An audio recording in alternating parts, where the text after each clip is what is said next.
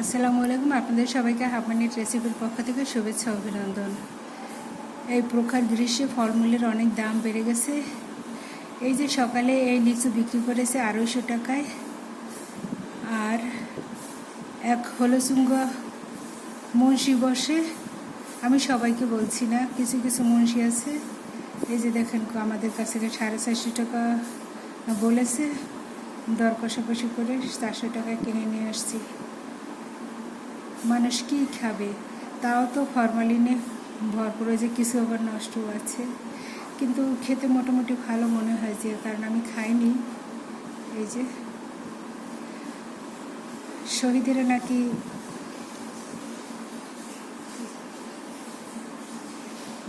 ব্যবসায়ীরা নাকি শহীদের কাতারে থাকবে, কিন্তু কোন ব্যবসায়ীরা থাকবে আল্লাহ জানে, আমি জানি না। নতুন বাজার থেকে কেনা হয়েছে। কিছু কিছু প্রিয় মানুষদের মিস করছি। আল্লাহ যদি তাদের ভুল ভাঙিয়ে দেয় তাহলে তারা আসবেন, আর না ভাঙিয়ে দিলে দরকার নেই। আল্লাহর সিদ্ধান্ত বড় সিদ্ধান্ত।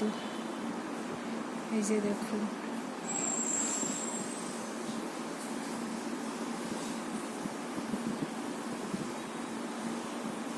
আসলে আমার ফলমূল খেতে ভালো লাগে না, দেখলেই ভালো লাগে।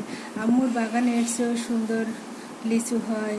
তারপর আমার বাবলুর রেসিডেন্সে যে বাগান আছে সেখানেও প্রচুর পরিমাণে লিচু হয়। বাবলুর বাসায় না যাওয়ার কারণে জানি না গাছের লিচু কী হয়েছে।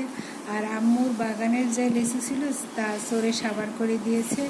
এখনও গাছে যা আছে ফলমূল, তাও অনেক চোর সময় কখন বাগানে ঢুকে টেরও পাই না। মাঝে মধ্যে যখন বারান্দায় কাপড় চোপড় আনতে যাই তখন হয়তো বা দেখি যে চোর ঘুরঘুর করতেছে।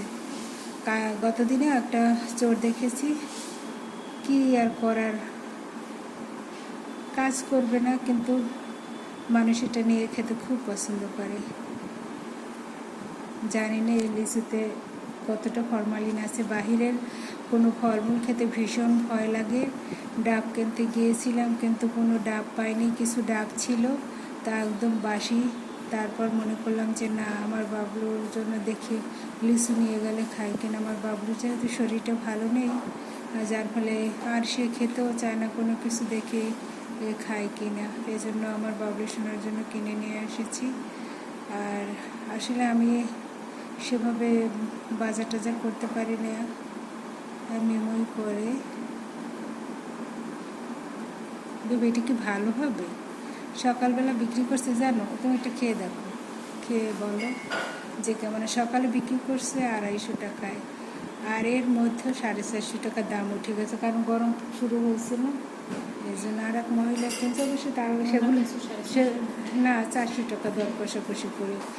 অবশ্যই বাজারের মধ্যে সবচেয়ে ফলের দোকানে এগুলোই বড় ছিল, এই লিচুগুলোই বড় ছিল। বসো বেশি বেশি, বসো আগাই বসো, আমি বসে নিচ্ছি।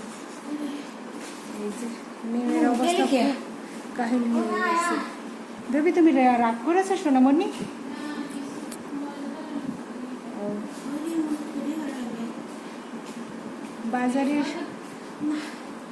বাজারের সব ফলগুলোই কেমন যেন হয়ে গেছে রোদে। বেবি, তুমি বসে খাও, কোনো সমস্যা নেই, খাও। পানি নিয়ে আসবো, ধুয়ে খাবে। দেখো তো একটা সিলা যে কেমন মিষ্টি হয়, আমাকে একটু জানো।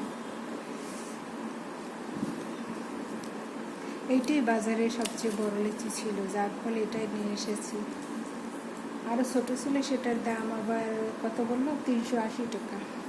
ভাবলাম যে 10-20 টাকা একটু দেখো তুমি। ওটা কালো আছে কি বোটা, কারণ এই সময়টা গ্রীষ্মের এই সময়টা প্রচুর ঘাম হয়। না, মাশাআল্লাহ মাশাআল্লাহ। খেয়ে বলো মিষ্টি কিটা। আমার উইটি লাই